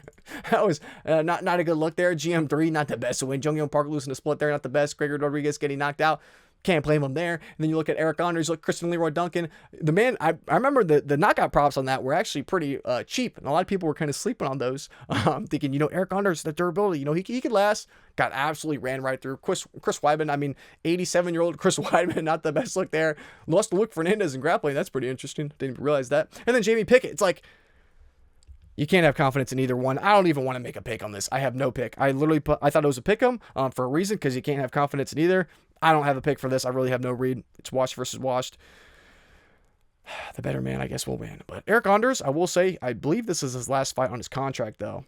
So maybe he'll have a little bit more pep in his step trying to fight for another contract at 38. Maybe, maybe not. Who the hell cares? But anyway, I really don't have a good read for this one for you guys, so we're just going to skip this one. But next up, Chris Curtis versus Myktybek Orolbai. I do have a good read for this one, though. Not saying I'm the most confident read, but I have done a ton of tape. I've watched too much tape for this one, and I do have some ways that I'm approaching this in terms of how I like this fight from a betting perspective. But anyway, in terms of the pick, though, who are we looking at in terms of who we're liking? Chris Curtis, you could have some upside for Chris Curtis in this spot. You could argue, okay, he's fought the higher level of competition. He's been around for much longer. He has a lot more experience, and he's probably the better boxer on the feet. Valid, and I would agree with that. Then you look at Myktybek Orolbai, you could say, okay, well, he's more durable, he has the grappling upside, and he's younger, 28. We're going to see him improve from fight to fight, whereas with Chris Curtis, he's 38, he's probably going to get worse and worse. I'd say, you're totally right. That's a good argument. This is interesting because on the feet, I do favor Chris Curtis, and on the ground, obviously, favor Orolbai.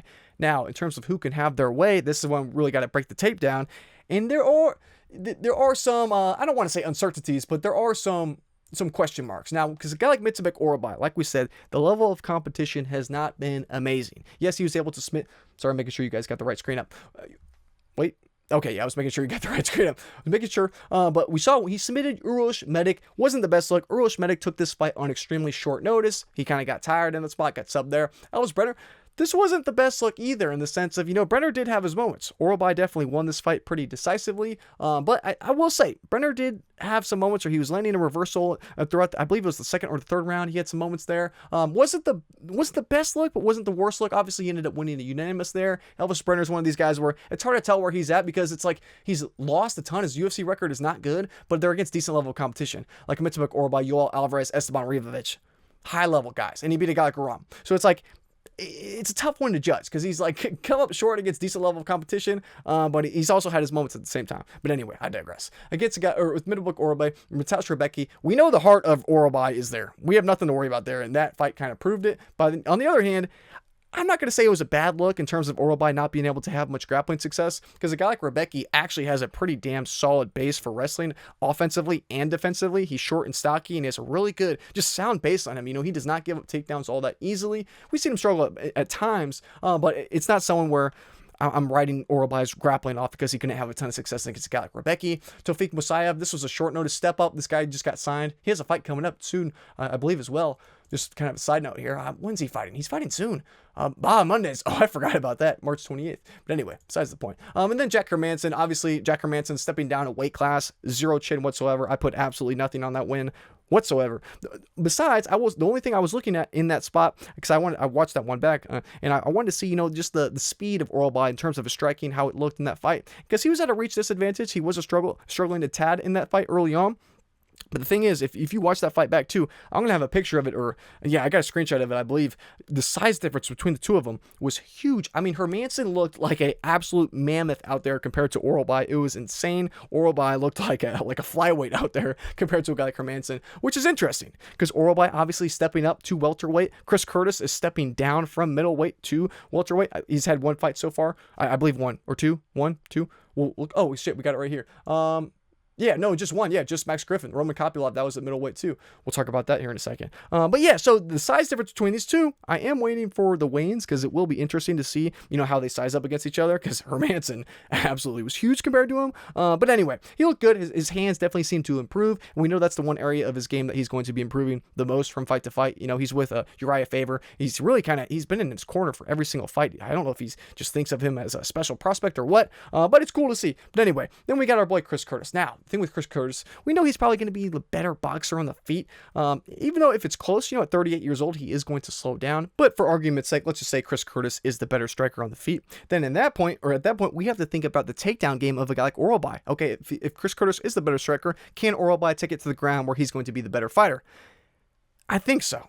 We can break down some of his recent fights. Now, this is a little bit separate. We're going to talk about the grappling here in a moment. But Roman Kopylov, I was going to talk about this fight more from the striking perspective, but Roman Kopylov actually was able to land takedowns towards the very end of this fight, which was interesting. But the thing I wanted to talk about in terms of this Roman Kopylov fight was that we really start to see the durability of a guy like Chris Curtis wear down. Yes, I know the fight got stopped. 1 second left in the fight. Chris Curtis was pissed. A lot of people were pissed because they're like, all right, you know, it was 1 second left, and Roman Kopylov was actually like walking off. He was walking the other way, because he thought he had like a walk-off knockout. So it wasn't like Chris Curtis was in any real danger. He could have let the fight go on for another second, but you get my point. But anyway, goes to show though, he got his ass kicked in that spot, although it was competitive. I'm not saying it was just a one-sided ass kicking. I mean, he got hurt multiple times in that spot, which is a pretty bad look, just for the durability, because Chris Curtis, he relies on it. You know, he's very flat-footed. He just walks you down. He has a high guard, and he eats shots. He's a take one to give one type of a guy, and now that we've seen his durability get cracked recently, it's really not the best look. And like I said too, we saw Roman Kopylov, in terms of the grappling, he landed takedowns. Roman Kopylov is a striker. He is not a grappler whatsoever. So the fact that he was able to take Chris Curtis down wasn't the best either. Wasn't the best look either. Nice timing on that second. Round three's been better. Then Brendan Allen, before that, we saw Brendan Allen. Brendan Allen, obviously elite level grappler. So yeah, Brendan Allen was able to land takedowns, landed a bunch of them. Not the best look, but at the same time, not the worst look. Obviously, Brendan Allen is very elite. The one fight, though, that is a bit of a red flag is the Nasruddin Imavov fight. I mean, Imavov came out here looking like Khabib. I mean, Imavov is a pure striker, and he was landing takedowns at will against Chris Curtis. This was like, that was more, this was a worse look, in my opinion, compared to Brendan Allen. Brendan Allen, we know, is an elite grappler. Nasruddin Imavov, especially in 2023, he's not the 2026 Imavov, 2023. Not a good look. So I do feel like Chris Curtis, at this point, he's shown time and time again that he really can be taken down. Now, against high-level guys, yes, but still, there's a concern there. But the thing that's really kind of cemented me as I got to pick Orolbai this week is the Max Griffin fight. Max Griffin is older, and I think, I don't want to say he's turbo-washed. I don't rate Max Griffin all that highly. I'm not saying he's bad by any means. I just don't rate him all that much at this point in 2025, 2026. You know, when he's older, he's 38, 39 years old. And this was a bad look. I mean, he won a split decision over Max Griffin where he really didn't engage all that much. It was low volume, low activity. Both guys had their moments. Very tough rounds to score because there was just really back and forth the entire time. Wasn't the best look altogether. So the win is split decision there, July of 2025. Now we're seeing him almost a year later after one of his arguably worst performances. It doesn't give me a ton of confidence that he can do well against a guy like Myktybek Orolbai, who is so hungry and aggressive. We know Orolbai is going to push the pace like a madman. Max Griffin in this fight, he was honestly the aggressor in this spot, but the intensity and the offensive just pressure of a guy like Max Griffin is nowhere near anything like Myktybek Orolbai. So in this matchup, Orolbai is going to be really just coming out there like a madman, coming out there pushing the pace, and I don't know if Chris Curtis can handle it. I think at this point too, 38 years old versus 28 years old for Myktybek Orolbai. I'll let the numbers do the math for you, or do the work for you. You can see that statistically a 10-year age gap favors the younger man by a large margin. We know he's the better grappler, and at this point his striking is going to be improving at such a rapid rate at only 28 years old that against a 38-year-old Chris Curtis, almost 39, it could be decently competitive on the feet. And in terms of durability between the two guys, we've seen Chris Curtis rock so many times in recent fights. I'm going with the Orolbai for the better durability. So I feel like the only thing that Chris Curtis has going for him this week is maybe pure cardio and maybe like pure technical boxing. Besides that, I think Orolbai has a clear advantage here. I think as long as he can land takedowns, he can have a lot of success, and I think he can land takedowns. So I do like him this week. Minus 260. Not the worst. Not the best, not the worst, but definitely got to be on the side for Orolbai this week. But anyway, next up, we got Bolaji Oki versus Manoel Sosa. I'm excited for this one too. Bolaji Oki, he's had his ups and his downs. He went to absolute war in his last fight. And he's going against Manoel Sosa, extremely untested, extremely green. We saw him just get his contract off the Dana White's Contender Series later in 2025, a couple months ago. And he's been an impressive prospect so far. As you can see from his record, he's pretty damn good. 13-1 at only 28 years old. He is extremely green though. And he does have holes in his game that we're going to talk about. I don't know if Bolaji Oki is the man to exploit them. So I keep going back and forth on this one. You know, I do feel like this is a dog or pass. Manoel Sosa has too many holes in his game to be able to take him as this big of a favorite. I can't even consider betting on him as a minus 300. Way too damn wide. But at the same time, Bolaji Oki has just had these holes in his game where he just seems to keep falling short against decent levels of competition, to be fair. So I'm not saying he's like just losing to absolute bums or anything like that. I do think Bolaji Oki is pretty decently well-rounded. I don't think he's ever going to be any top talent or anything like that. But he is just a decent all-around guy who can hang at the UFC level. But I just don't know if he's quite there to be able to punish a guy like Manuel Sosa for the holes in his game. Now, what are the holes in Manuel Sosa's game? Well, one, it's not the cardio. We know the man can go for distance. We know he can go long. We don't have to worry about the cardio all that much in this fight. We know, too, that he has a pretty damn good chin. As you can see, 8-0 to the knockout. He's not getting chinned. He can last pretty well. The thing that we got to worry about Manuel Sosa is the grappling. That's the hole in his game. Now, we saw on the Dana White's Contender Series when he fought Christian Perez, he was on his way to losing this fight, and he would have lost this fight if Christian Perez had good cardio. If Christian Perez had good cardio, he would not be in the spot. He would be back in Brazil. And we know the name, obviously, from Dana White's Contender Series, but we wouldn't know his name like this. He would not be in the UFC. I mean, shit, he might be fighting in the Dana White Contender Series the next following season, but he wouldn't be here. You guys get my point. Christian Perez, he dominated the first 2 rounds in the grappling. Sorry, making sure you guys can see the right screen here. You can. Okay, man. He dominated Christian Perez in the grappling for the first 2 rounds completely. I mean, you could have argued those were damn 10-8 rounds. He just absolutely dominated Manuel Sosa in the grappling. And Manuel Sosa had absolutely no ability to get up, no ability to get back to his feet. It was a terrible look. Terrible, terrible look. And Christian Perez, I do rate him. I think he's a pretty damn talented prospect. I think he's probably better than a guy like Bolaji anyway. So on one hand, I could say, okay, well, I rate that win or I rate that loss pretty well, but you get my point. The grappling holes were exposed there and they were pretty bad. So against a guy like Bolaji, who's pretty decently well-rounded everywhere, I don't know if he really has the amazing wrestling and grappling to take advantage of Manuel Sosa, but seeing that big of a hole in Manuel Sosa, just, I don't know, what was it, a couple months ago, August of 2025, I can't play him as a minus 300. That's stupid. Because he has the glaring hole in his game of the grappling. And we saw it years ago too, or not even years ago. We saw it in 2024. We saw it against Archie Colgan. This guy was in the PFL, or this was Bellator, but I believe he's in the PFL now. And he's a wrestler. This guy is an absolute beast wrestler, 13-0. So on one hand, I put a lot of respect on this loss too. Yeah, he's in the PFL. Yeah, I was gonna say, I was like, I remember Bellator, but I thought he was PFL. He was both. But anyway. Obviously, he's had his holes with the wrestling and the defensive grappling. Hasn't been the best look. We saw RG Colgan expose it, higher level dude. We saw Christian Perez expose it, higher level dude. So is Bolaji Oki, a higher level dude to do the same thing. That's where we're kind of left with, and that's kind of why the odds are as wide as they are. They're probably thinking, at least the bookies are thinking, nope, Bolaji Oki's not that guy. He can't do it. And I kind of agree. I'm going to pick Manuel Sosa this week just because, I don't think Bolaji Oki has the offensive wrestling to present major problems for him like an Archie Colgan or like a Christian Perez did. But I'm not completely writing him off. But the reason why I'm saying I don't think he has the offensive wrestling to really pose some type of absolutely terrible problem for a guy like Manuel Sosa is because of his fight against, what's his name, Mason Jones. This was an absolute bar burner. This was a super fun fight. If you guys watch this one back for your own tape study, this is a fun one. You will enjoy this one. But the thing in this fight is, I'll have a clip playing here at some point. Bolaji Oki had a couple takedown attempts. Now, Mason Jones is a high-level judo practitioner. I don't doubt his takedown defense. He's a damn good grappler. But seeing him, Mason Jones threw him off like he was Thanos. It was absolutely crazy. He was just shucking him off. It wasn't the best look. So it doesn't give me a ton of confidence that he could just magically improve that game, or that part of his game in the last year and beat a guy like Manuel Sosa. And then besides that, Chris Duncan, he shot a takedown. He had about 30 seconds of success before he got put to sleep. Timmy Kwamba split decision, not the best look there. Michael Aswell Jr., decent performance. He outstruck him, looked pretty good. I don't rate Michael Aswell Jr. as an absolute world beater, but Michael Aswell Jr. is so damn young that I will say he's been a pretty decent prospect so far at the UFC level. So I put respect on that win, but it's not the win to write home about, if that makes sense. But anyway, I don't want to rant about this one too much longer because I don't want to have any action on it. If anything, it's a dog or pass for Bolaji Oki. Can't really trust Manuel Sosa. Manuel Sosa definitely hits hard. He has a lot of knockout power, and I definitely think he could knock out a guy like Bolaji Oki. We saw Mason Jones hurt him, rock him on the feet. We saw him win by a ground and pound stoppage there as well later on in that second round. So I'm not writing off a potential finish for a guy like Manuel Sosa. I think he could do that. Could go to a decision. We'll have to see if Bolaji Oki comes in here looking like Khabib. Don't be surprised if he ends up winning.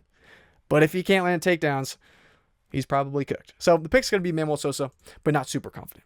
But anyway, we got Luan Lacerda versus Hecher Sosa. This is another kind of tricky one. There's a lot of unknowns in this spot. Now, with Luan Lacerda, we've seen him at the UFC tested a couple times. Hasn't really shown off to be all that great. He's had his moments, but he's also had the moments where he's kind of dropped the ball and really not looked great. We've seen him around for a couple years, but there's definitely some unknowns there. But there's also unknowns on Hecher Sosa. Hecher Sosa, we saw him make his Dana White's Contender Series debut last year of 2025. He looked great in that spot. We'll talk about that here in a second. But before that, hasn't really been tested against the highest level of guys. He's from Spain. That's where he's fought on the regional scene for most of his career, and he really hasn't fought the highest level of competition. So there are concerns, or at least question marks, to have about him, and we've seen some holes in his game as well that we're going to talk about here right now. But we're breaking these guys' fights down. Now, with Luan Lacerda, like we said, we've seen holes in both of these guys' game.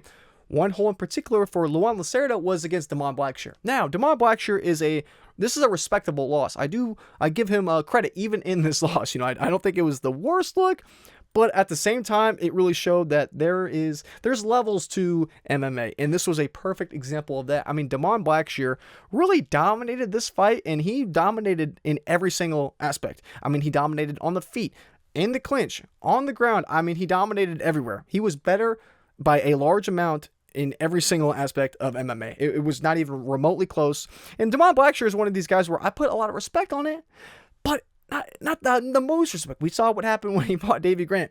He's had his holes in his game as well. So I don't love to see that from Luan Lacerda, since it was just so dominant. Damon Blackshear just ran right through him. Cody Stamann, same thing here. It was a bit more competitive, I will say. Cody Stamann, I don't know if I respect this win as much as Damon Blackshear, or a little bit less. A similar level, though. Cody Stamann, respectable loss there. And this was a bit more competitive. Both guys had their moments. But Simon Oliveira, I will give him credit for this, because on one hand, Simon Oliveira, the win that he's had in the UFC is against one of the worst guys in the entire division. So on one hand, you could say, okay, the only wins he's got at the UFC level are it's against an absolute bum. And you're right. The thing about this win, though, is that when he fought Simon Oliveira, you can say, okay, he's an absolute bum, and it took him nearly 2 full rounds to get the finish. The thing about this fight, though, this was a bantamweight fight. You look at they did a catch weight of 144 pounds. Now, the thing about Luan Lacerda is that he actually made weight. He was ready to go for a bantamweight fight, obviously, because that's where it was. Simon Oliveira's fat ass couldn't make it, so you know what? They made it, the 144-pound catch weight. I'll show you. Simon Oliveira, for this fight, he came in weighing, where was he? He weighed in at, 144 pounds. That's absolutely insane. He was an entire weight class ahead of our boy Luan Lacerda, and he still got choked out.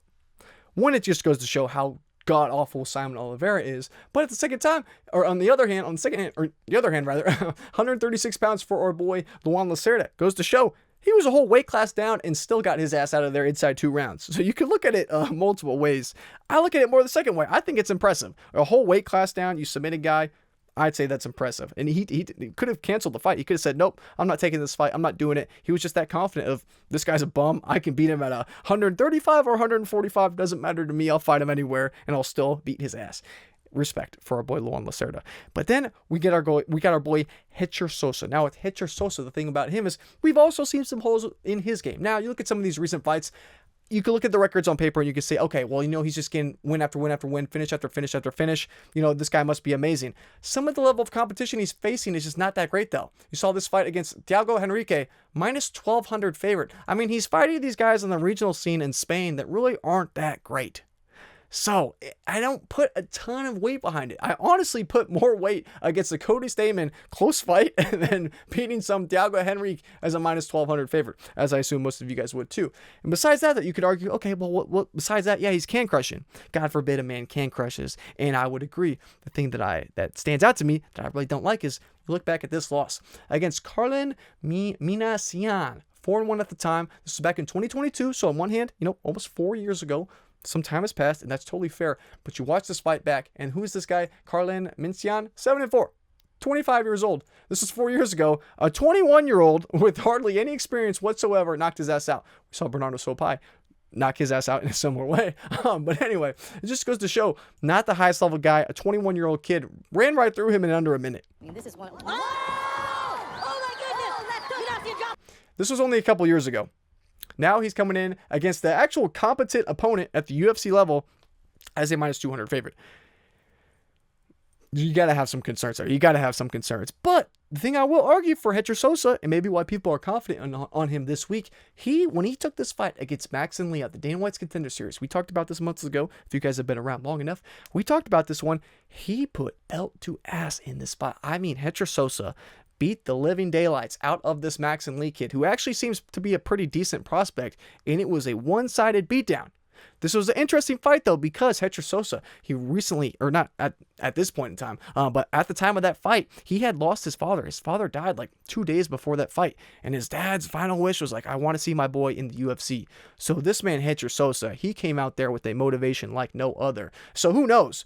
That could just be like a mythical variant of Hecher Sosa. That might just be like a whole nother animal. That beast might not be the day-to-day Hecher Sosa. You know, that could have been some special form, because I tell you what, his motivation and his will to win, and that fight in particular, is definitely going to be a hell of a lot higher than all these months later. Obviously, I'm not saying it's going to be some huge difference. I'm not saying that's something you can just actually factor into consideration and like try to actually think about that from a technical standpoint or like a scientific standpoint. You get what I'm saying, but it is something to consider. He did come out there with being a man on a mission. He had a purpose and he fulfilled it. So that he might not look the same in the future. That's all I'm trying to say there. But this Maxim Lee kid actually was pretty decent. 9-1 now. Obviously, he lost, 27 years old. Pretty tricky build, too, because he was extremely tall. This dude was huge. What was he? 6'1", 75-inch reach. He's absolutely huge, especially for the slower weight class. And Hecher Sosa did have some problems early on with the striking, but the grappling, he dominated. So, in this type of fight, how do these two match up? Now, the thing about Luan Lacerda, he's a bit of a grappling merchant. And you could argue, too, look at Luan Lacerda's record. He has 0-1 to the knockout. He does not have knockout power. So against a guy like Hecher Sosa, the only time we've really seen him struggle is when he got knocked out by a 21-year-old in 44 seconds. Luan Lacerda doesn't have knockout power. We should be fine to trust in our boy Hecher Sosa. And that's kind of what I'm thinking. Against someone who has real knockout power, I'm not saying I'm going to fade Hecher Sosa, but I'm definitely going to be a bit more hesitant to pick him. But in this type of a fight, the grappling should be relatively close. It should be relatively competitive. We saw Luan Lacerda. It's not like he's some amazing grappler. You know, we saw Damon Blackshear have his way in that spot like it was nothing. And I'm going to have clips of that Damon Blackshear fight, too. I mean, he was just eating headshots. It was a bad fight IQ look from him, too. He was going for the submission. He couldn't get it. It almost was like a Jailton Almeida versus Curtis Blaze. He was just hanging on to the submission for dear life and got his head pounded into the canvas because he refused to let go of it. Cutting shots on the ground and this right there. Terrible look there. I'll probably have a clip of that in there. But anyway, Luan Lacerda is a decent grappler, but I think it'll be close between these two. And on the feet, it could be competitive as well. But Luan Lacerda has no power to make any type of real threat to a guy like Hecher Sosa, obviously with no record or with no knockouts to his name. So I'm going to lean with our boy Hecher Sosa. And I kind of emotionally am a little bit biased. His story kind of got me with the Dana White Contender Series, so I am rooting for Hecher Sosa. But I'm not writing Luan Lacerda off. This could be a lot more competitive than the line might suggest. But anyway, next up we got Bia Mesquita versus Montserrat Rendon. This is one that I have this bad feeling in the back of my mind where on paper, I feel like Bia Mesquita should be an absolute lock here. And I feel like this should be the easiest pick in the world because Montserrat Rendon is one of these girls that I just do not have confidence in. I just have this doubt in the back of my mind, and I'll explain it. But the reason why I have this doubt in the back of my mind is because Bia Mesquita is one of these girls. She was a former 10x world champion in BJJ. We know her grappling is extremely good. That's something we do not have to worry about her. The thing about Bia Mesquita, though, is that she transitioned to MMA later in her life.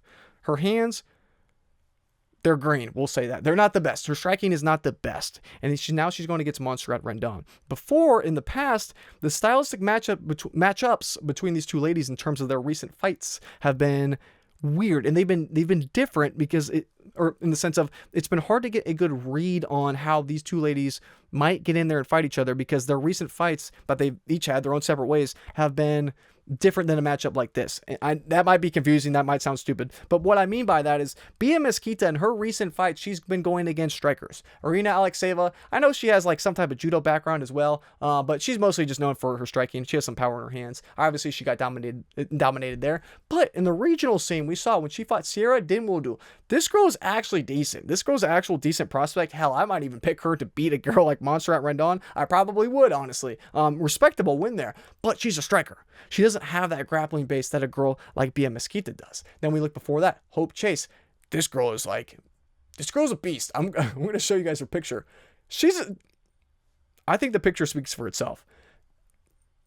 I put respect on this win. Now, you actually watch this fight back. You could see Hope Chase, she got DQ'd there because she landed an up kick. A lot of people said Bia Mesquita kind of pulled a Peter Yan almost in the sense, or an Aljo versus Peter Yan. They kind of thought the same thing there. With the up kick, she kind of seemed like she couldn't continue. She ended up saying she didn't want to fight. She couldn't see. I'll put a screenshot in here. Her eye was pretty messed up. I don't think she was quitting in that spot.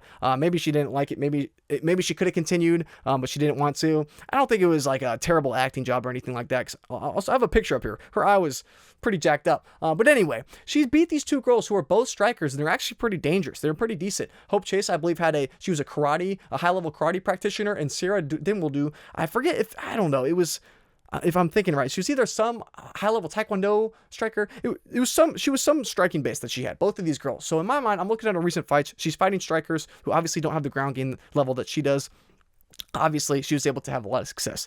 Now she's fighting a girl like Montserrat Rendon, who actually does have a decent grappling base. We know with Montserrat Rendon, she's an absolute tin can when it comes to getting finishes. As you can see from her record, 0-0 to a knockout and a submission. She can't seem to finish anything that's breathing. But at the same time, her accolades, I'm going to say, are probably a bit overrated because they're not. She doesn't act like, or she doesn't fight like it, but I will say I was going through her tape and I saw someone talk about she's a former Mexican world champion in BJJ, which is impressive on paper. It is impressive. Now, does it really look like it in her fights? Not really. But I'm not saying she's a fish out of water on the mats like some of the girls that Bia Mesquita has fought in the LFA and the regional scene. So in this type of a matchup, I'm thinking, well, shit, Montserrat Rendon is not good. And I really don't think she's that good. But Bia Mesquita's hands are not that good. And that's the thing, Montserrat Rendon probably has a closer ground game in terms of the skills compared to a girl, or compared to the girls that Bia Mesquita has fought in the regional scene. So in my eyes, I just have this doubt in the back of my head of, if this fight were to stay on the feet, striking back and forth for 15 minutes, Bia Mesquita is not going to look like a minus 450. I will tell you that right now. It'll probably look like a pick'em if this is striking for 15 minutes. But if Bia Mesquita gets to the ground, she should be able to have a lot of success. So in my eyes, in my mind, I was thinking, when have we seen Montserrat Rendon's takedown defense tested? When have we seen this? Because Bia Mesquita, if she can land takedowns, if she can actually get it to the mats, she should be the far superior grappler to a girl like Montserrat Rendon. So I don't worry about Bia Mesquita when she's on the ground. It's just, can she take it to the ground? So I was like, okay, when have I seen Montserrat Rendon's takedown defense tested? I had to go to the regionals. So I'll tell you what, Elise Pereira, this girl ended up being complete. Dookie, we'll say that. Very not good performance there from Elise Pereira. Montserrat Rendon did just enough to win there. It's that went out ever so slightly. And that's the thing. I picked Montserrat Rendon in that fight. So I'm not saying Montserrat Rendon has no shot here, or I don't think she's that bad. I picked her against Elise Pereira, but Elise Pereira ended up being very not good. Daria Zelesniakovia, striker who really is not that good. She's just going to have a ton of success on the feet. She didn't really grapple a ton in that spot. I know she racked up like 4 or 5 minutes in that spot, which seems like a lot. But considering, her being at a disadvantage on the feet, I thought she would have done a little bit more, or at least looked a little bit more impressive on the ground there. But she wasn't. Tamiris Vidal, one of the worst ladies in the entire division, goes to a split decision. How is that even humanly possible? Montserrat Rendon made it possible, and then before that, I'm forgetting which one of these off the top of my head. It was either Cloudy, Zamora, or Pettigrew. I believe it was Zamora. I might be able to recognize it if I see her. Yeah, it was this lady, Claudia Zamora. 5'5", 39 years old. This is a mother. This is a soccer mom that hops in the octagon couple times a year or once every couple years rather. This was a very competitive fight. Now you could see it was a unanimous decision. I watched this fight back because this was the first time that we've seen Montserrat Rendon's takedown defense tested. And I'll tell you what, this Zamora lady, I remember they said the same thing too. I believe she had a karate background, or maybe it was taekwondo. She had a taekwondo background. She was more of a striker. She didn't have the best grappling game. I'm not saying she had a ton of success, but later on in this fight, I believe it was the second or the third round, Zamora is controlling Montserrat Rendon. She's landing takedowns. She's winning dominant positions. I mean, she looked very, very competitive on the mats against Montserrat Rendon. So after seeing that fight, I see Zamora, literally like we talked about, this 5'5" mother who's 39 years old. She is winning grappling exchanges against Montserrat Rendon. This was only a couple years ago, 2022. Montserrat Rendon at 36, almost 37 at this point. I guess they got me with the thumbs up, little emoji there. I don't know what that was. But anyway, 37 years old, Montserrat Rendon was struggling against a 5'5" journeywoman in the grappling at times. A girl like Bia Mesquita, 10x world champion, best female grappler on the planet. This should be clear. Bia Mesquita should have her way here. This almost feels like a silly fight to break down. But it's just one of those, I could see her somehow shitting the bed. But the last thing I'll say about Mia Mesquita, she is training at American Top Team. I was going through her Instagram. I saw she's training striking and pads with Pantoja. Goes to show she's getting high-level work in with high-level strikers at the UFC level. I like that quite a bit. Montserrat Rendon, not doing the same.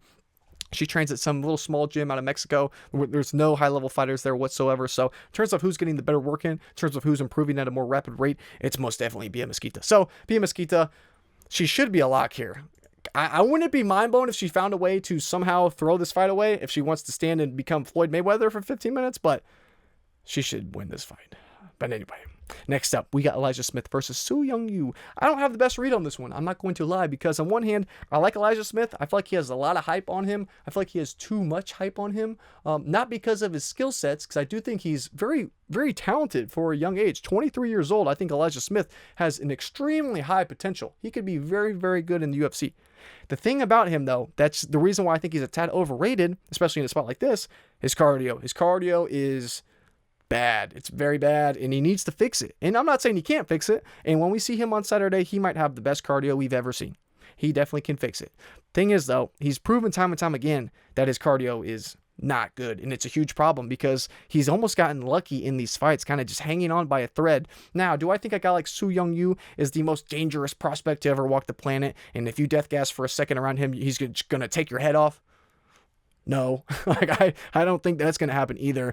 So I feel like Elijah Smith should be able to get the job done here, but it should be close. I feel like it could be a lot closer than this line suggests. And the reason why, we can talk about some of these fights too from both guys. Elijah Smith, what I mean by that cardio, Aaron Tall, we saw him. He was supposed to fight on the road to the UFC recently in New Zealand or Australia, but he missed weight, butchered weight, and ended up getting that fight canceled. But we saw in this spot, when he lost, Aaron Tall almost threw this fight away. He was getting his ass kicked for the first 2 rounds. Elijah Smith was the better fighter, clear as day, looked great. 3rd round comes around. Elijah Smith is death gassed. Elijah Smith has nothing left. Aaron Tall honestly probably could have finished Elijah Smith in that spot, but he just didn't do enough. He just kind of coasted his way through to a loss and a decision. I don't know if it's a fight IQ or what, because he has good cardio and he just wasn't pushing it. He was hurt. I will say Elijah Smith was really beating him pretty badly, so maybe that was it. Maybe he was just beat down over the first 2 rounds, didn't have enough gas left on later in that fight. But anyway, he got lucky. Elijah Smith did. He got lucky. He didn't get finished in that spot. Then later on, we saw him in his UFC debut against Vince Morales. Same exact thing here. I mean, Vince Morales had a couple very tight submission attempts that he almost had locked in. Almost got him, but just didn't quite get him later on in that fight. Elijah Smith, extremely tired. He death gassed later on in that fight. Was a bad look. Now, it was better. I will say his cardio definitely seemed a bit better in that Morales fight versus his Dana White Contender Series fight. Because the Dana White Contender Series fight, I mean, that 3rd round against Aaron Tall, he was death gassed. I mean, death gas is appropriate. Death gassed. Vince Morales, maybe not quite death gassed, but very tired. Like, it was a concern there. And obviously, Toshioma Kazama, we saw the power bomb. We saw how that one went. It was only, I'm surprised it made it 4 minutes in that fight. I thought it was shorter than that for some reason, but we saw how that one went. So we didn't get to see the cardio tested in that spot. So in this type of a fight, I think Elijah Smith is probably better everywhere. He's probably better on the feet. The wrestling, Su Young-Yu does have a good wrestling base, so who knows? The wrestling could be very competitive between these two guys. And who knows? If Su Young-Yu is able to kind of hang in the wrestling, not give up cheap takedowns, kind of make Elijah Smith work a lot harder for takedowns, Elijah Smith could gas out a lot quicker, because in some of these fights, earlier on, Aaron Tall and Vince Morales, when he had these fights early on, he's able to land takedowns with a lot more ease. There's a lot less resistance. Against a guy like Su Young-Yu, who has much better wrestling, the extra resistance could make a guy like Elijah Smith fade even faster. And we know Su Young-Yu does have good cardio. We've seen that tested. When he fought recently Long Zhao, we just saw that was the most recent fight, August 2025. These guys went 3 full rounds. I mean, the last 30 seconds of this fight, they're both throwing elbows. Like, they pointed down and they're just throwing elbows at each other. It was insane, but it goes to show we don't have to worry about the cardio of a guy like Su Young-Yu. We know that man can stand and bang or grapple and wrestle. We know he can do it all for a full 15 minutes without having to worry there. Now, the level of competition is not great. I'm not even going to say that one. AJ Cunningham. Shout out to AJ Cunningham, but just not the highest level dude. Shout out to AJ, though. And then Long Zhao. Obviously, that was a banger. A lot of people thought he actually lost this fight, but it was close enough. You can't really argue a robbery either way. I was surprised it was unanimous, though, because this fight was actually in China. Long Zhao being from China, Su Young-Yu being from South Korea.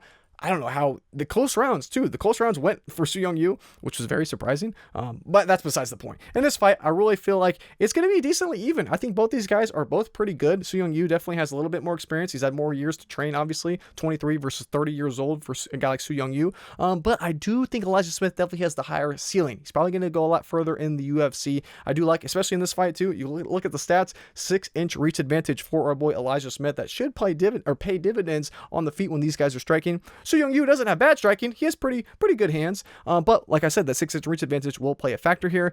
I do think Elijah Smith should be able to get this one done. We'll have to see, though. I'm by no means writing Su Young-yu out. So, the pick will be Elijah Smith, but not the most confident pick in the world. But next up, we got Pereira Rodriguez versus Sam Hughes in the rematch. Both of these girls fought years and years and years ago, but now they're back. A rematch. Honestly, the more that I thought about this, I kind of like the rematches. You know, like we had RoboCop versus Bruno Ferreira. We had Jocelyn Edwards versus Nora Cornolle in the last couple months, or a couple weeks even. I'm kind of liking the rematches. They've all kind of been fun fights, so I'm all for the rematches. Screw it. At first, I was kind of like, why are they doing the rematches? I kind of like it. And this should be a fun one, too. Both of these girls are willing to stand and bang. They're willing to trade. They're willing to go to war. I like both these girls a lot. They're both fun, entertaining fighters. So this is going to be a fun scrap. Now, Pereira Rodriguez, she obviously won the first fight between these two ladies. So it makes sense why she's a favorite. I think these odds are perfectly accurate because on one hand, you look at this, they're both talented. They both made a lot of improvements to their game throughout the years. And I feel like with Pereira Rodriguez, knowing that she won the first fight statistically, that does favor her in the rematch. So having her as a slight favorite in the spot makes a lot of sense. And you can't write either girl out. The reason why Sam Hughes struggled in that first fight was mainly due to the physicality. And the reason why that fight was kind of close was because Pereira Rodriguez doesn't have the cardio to hang with Sam Hughes. If this was a 5-round fight, I would pick Sam Hughes every day of the week with no second thought. Plus 130 Sam Hughes in a 5-round fight, that would be like a 10-unit bet. Just because Sam Hughes has a much better cardio. She can push the pace much better than a girl like Pereira Rodriguez. And the reason why she lost that fight the first time around is because she really just didn't push that high of a pace. And that's kind of how it showed up in the scorecards. We saw Pereira Rodriguez won early on in round 1 and round 2. Sam Hughes ended up winning round 3. And I know this fight is years and years later, but I really feel like it should look the same in the sense of I wouldn't be surprised if it played out almost the exact same as the first fight. Because Pereira Rodriguez, she's one of these girls where she's like a bully, you know, like she's very strong and physically imposing, and it showed in that first fight against Sam Hughes where she really just kind of was the bigger girl. She was stronger than Sam Hughes. She was able to win through her pure physicality. And on the feet, the striking was very competitive back and forth, but Pereira Rodriguez ultimately, you know, just through her brute strength was able to win the first and the second round. And then the third round came around, we saw Pereira Rodriguez, she couldn't keep that pace for 15 full minutes. She started to slow down, allowed Sam Hughes to kind of ramp up. Sam Hughes ramped up in that third round, ended up winning that third round. So who knows, you know, maybe Sam Hughes could win the first or the second round, but I definitely believe that Sam Hughes will almost guaranteed win the third round. So I really like the alternate spreads on Sam Hughes this week. I don't know what those are at. They have not dropped yet. It's definitely something I'm most likely going to have something on, depending on how wide the line is. But anyway, I do like Sam Hughes probably to win that third round. So first and second round, it could be close. It could be very competitive. Both these girls have made improvements. The thing is, though, the reason why I don't say there's a ton of variance that I expect for this rematch, you look at their ages. They're both 33. They've both made improvements. They're about at the same point in their careers at this time. I can't say all that much has really changed. I mean, since that fight, we saw Pereira Rodriguez, Sam Hughes, since she got that win. Gillian Robertson wasn't the best look getting submitted there, but Gillian Robertson, you know, she's a high-level girl at this point. She's kind of hitting her physical stride and her physical prime. Ariane Carnelossi, this was a bad look. She was dominating this fight, though. She was controlling Carnelossi the entire time, and then she headbutt her and threw this fight away. Wasn't the best look. Josephine Knudsen, this was a good look. Josephine Knudsen, though, isn't the stylistic matchup to a girl like Sam Hughes. Josephine Knudsen is she's a striker from, I believe it was like, was she from Sweden? So I'm just looking this up really quick. I believe Sweden. Where's she from? Oh yeah, Sweden. Yeah. And then Ketlin Sousa, after that, she won a split decision there. The Ketlin Sousa win has aged pretty well. We just saw what she did to Bruno Brazil, aged pretty well there. So I put respect on these wins. I didn't even realize I didn't pull you guys over. But anyway, we talked about obviously the first fight. Gillian Robertson got submitted there. Not the best luck. Gillian Robertson's still a high-level girl, though. Carnelossi, that was a fight she should have won, but she just kind of shot herself in the foot there. Knudsen, you know, she is a striker. She doesn't have the grappling and the wrestling game. You know, she was a striker that transitioned to MMA later on in her career. Because she's not super young, but she's not super old. old. I don't know, she 27, 28. Oh no, she's 30. Damn, she's a little bit older than I thought she was. And then Sousa, like I said, that win has aged pretty well. Just want to make sure you guys can see this with the screen pulled up. But anyway, and then with Sam Hughes, you know, she's made some improvements too. She's got a lot better. Now, we called her Shauna Bannon. This was a great pick. This was a great pick in terms of the odds. I don't know why Shauna Bannon was respected that much in this fight. And I know she was a wide favorite. It was like 3-something, or no, 260. I don't know. She could have been a minus 500 there. This was probably one of the best plays of 2025, honestly. But anyway, I digress. Before that, you know, Pierre Rodriguez, she lost there. Jacqueline Amorim took the undefeated prospect 0 there. Great look there, Jacqueline Amorim.